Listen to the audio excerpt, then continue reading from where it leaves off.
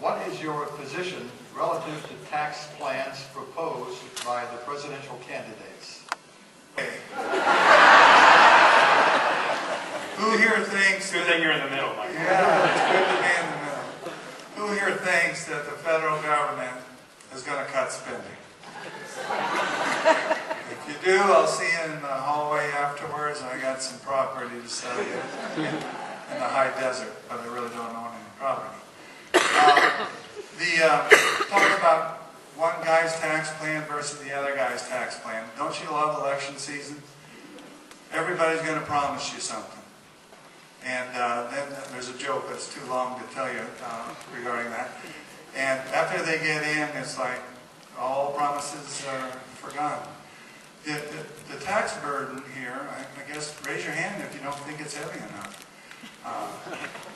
They all got a little tax tweaking, but you know, it's just tax tweaking.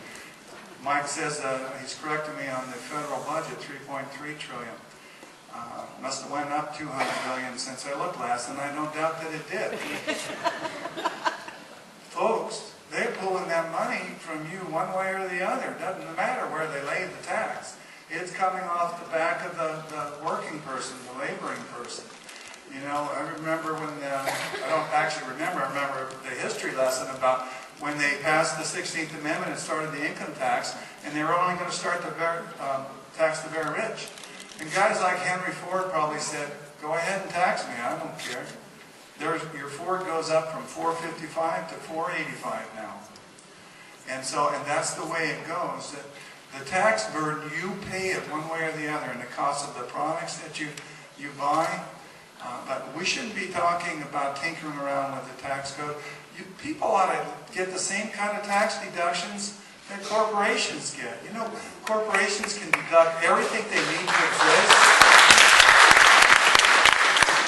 So why shouldn't an individual be able to deduct everything that they need to exist, like your rent or your house payment or all these things?